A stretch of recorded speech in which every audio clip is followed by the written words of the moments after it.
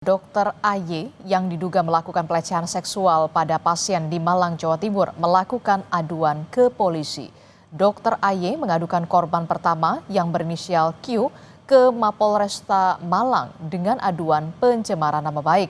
Ia juga sebelumnya menjalani pemeriksaan polisi selama 8 jam pada hari Selasa sebagai saksi terlapor. Selama pemeriksaan, dokter yang diduga melakukan pelecehan seksual pada 2 pasien ini didampingi kuasa hukum.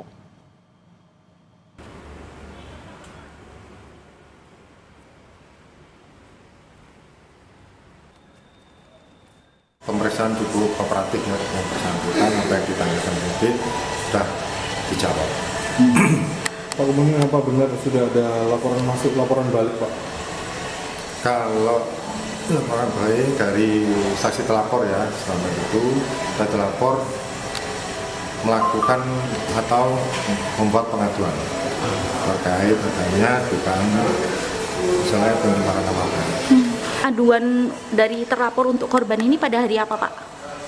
Hari yang sama atau sebelumnya, Pak? Hari kalau salah tanggal 18 juga, cuma sore hari setelah adanya pengaduan dari saksi telapor. Kita beralih ke informasi lain, Saudara. 22 warga binaan Lapas Kelas 2A Bukit Tinggi, Sumatera Barat keracunan massal setelah mengonsumsi miras oplosan. 1 orang tewas meski sempat mendapatkan perawatan intensif di rumah sakit umum daerah. Kanwil Ditjenpas Sumbar membentuk tim investigasi khusus mengungkap penyebab para warga binaan keracunan. Dari investigasi awal, korban keracunan karena mengoplos minuman keras menggunakan cairan pembuat parfum. Sementara pasca kejadian, 22 warga binaan lain harus dirawat di rumah sakit. Dari sisa pembuatan parfum tersebut, sekitar 200 ml diambil oleh salah seorang tamping tanpa seizin petugas, di mana diminta oleh temannya itu untuk membersihkan tato.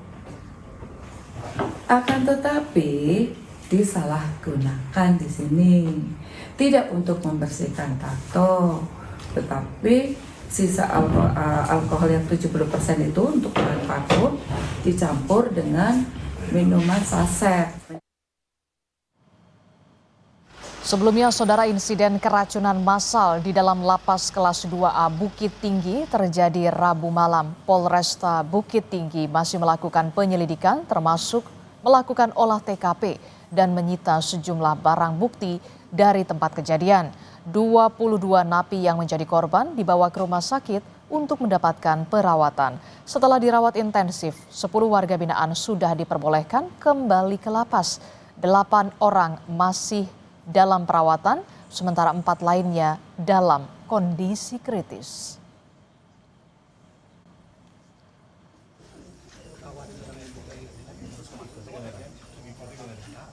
Kita beralih ke informasi lain, Saudara. Panitia Seleksi Nasional Penerimaan Mahasiswa Baru mengungkap praktik perjokian dalam ujian tulis berbasis komputer atau UTBK di Universitas Sumatera Utara atau USU.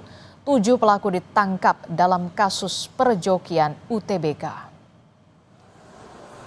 Saat beraksi, pelaku menyembunyikan kamera kecil di balik kacamata untuk merekam soal ujian. Kemudian gambar rekaman itu dikirim ke pihak luar untuk memberikan jawaban. Sebanyak 30 peserta ujian diketahui menggunakan jasa joki dari pelaku. Kini ke-7 pelaku telah diserahkan ke polisi. Ada 5 orang yang melakukan praktek perjokian ya.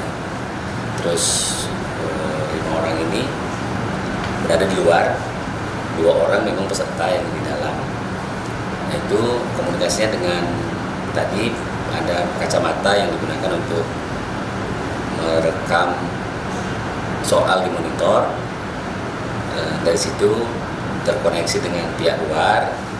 Dari situ mereka memberikan jawaban di mikrofon kacamatanya itu.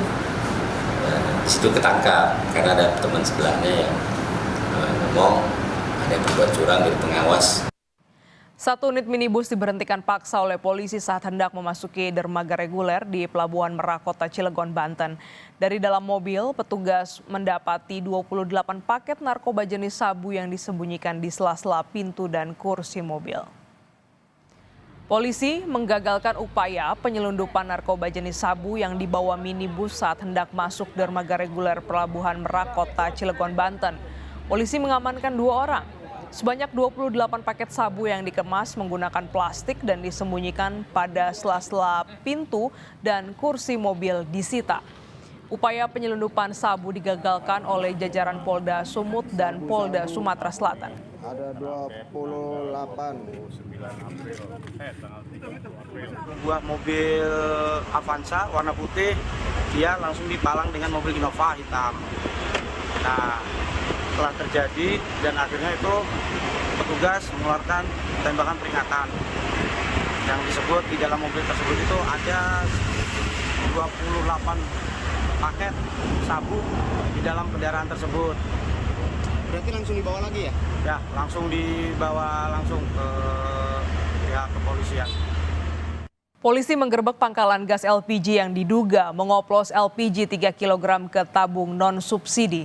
Seorang pelaku ditangkap bersama barang bukti sebanyak 246 tabung gas LPG. Ratusan tabung gas LPG 3 kg, 12 kg, dan 5,5 kg disita Subdit 1 Ditreskrim Suspolda Jambi dari pangkalan gas di Kabupaten Batanghari, Jambi. Modus pelaku memindahkan gas melon subsidi ke tabung gas LPG 12 dan 5,5 kg dengan menggunakan alat suntik yang telah dimodifikasi pelaku. Pelaku mengklaim mengantongi keuntungan sebesar Rp90.000 per tabung. Pelaku sudah beraksi sejak Januari 2025.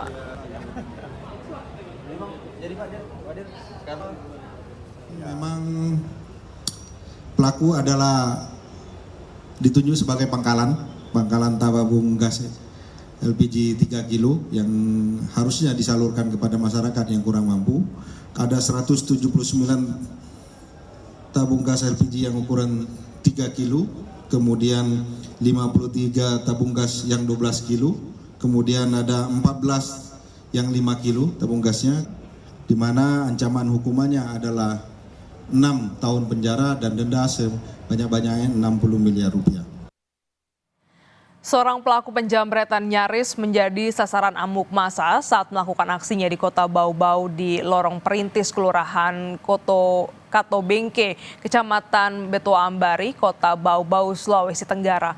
Pelaku menjamret tas milik seorang nenek yang baru saja pulang dari puskesmas. Di salah satu rumah warga di Lorong Perintis, Kelurahan Kato Bengke, Kecamatan Beto Ambari, Kota Bau-Bau inilah seorang pelaku penjamretan bersembunyi. Pelaku takut menjadi sasaran amuk massa setelah menjamret tas milik seorang nenek yang baru saja pulang dari puskesmas. Warga yang geram pun berusaha untuk menghampiri korban, namun dihalangi oleh polisi di lokasi. Diduga pelaku berinisial FR mengikuti korban dari puskesmas menuju ke rumah korban.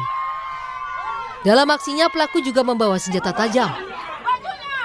Korban pulang dari puskesmas menuju ke rumahnya. Di jalan tiba-tiba pelaku ini mendekati korban, kemudian memotong tali tas korban. Kemudian tas tersebut terjatuh, kemudian ada pertikaian antara korban dengan pelaku. Namun pelaku berhasil mengambil tas tersebut, kemudian melarikan diri. Pelaku kini mendekam di ruang tahanan Mapolsek Muruhum untuk menjalani proses hukum lebih lanjut. Devriat Noneke, Kompas TV, Bau-Bau, Sulawesi Tenggara. Peringatan Hari Buruh Internasional di Kota Bandung diwarnai kericuhan. Kelompok massa yang anarkistis merusak sejumlah fasilitas umum, bahkan mobil polisi.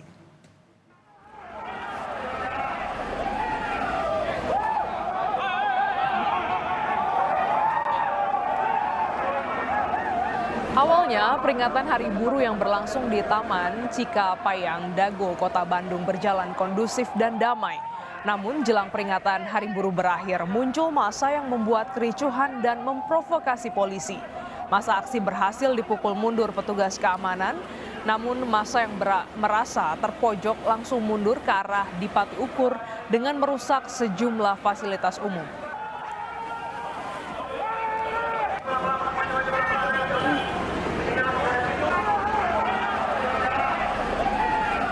Kelompok ya yang menggunakan baju-baju hitam ya, dan juga ada beberapa mereka yang langsung merasa bergabung dengan mereka dan melakukan provokasi massa kepada kepolisian.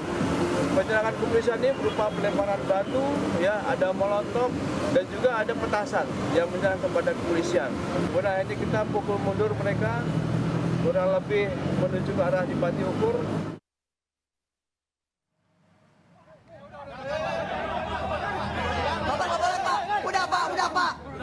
Aksi unjuk rasa memperingati Hari Buruh Internasional juga digelar ratusan mahasiswa di gerbang belakang gedung DPR Republik Indonesia Senayan, Jakarta Pusat pada Kamis siang berlangsung ricuh.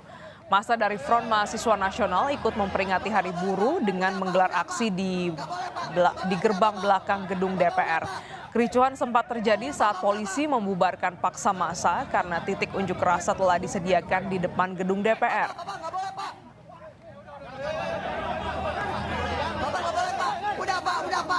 Gak boleh Pak, Bapak udah Bapak.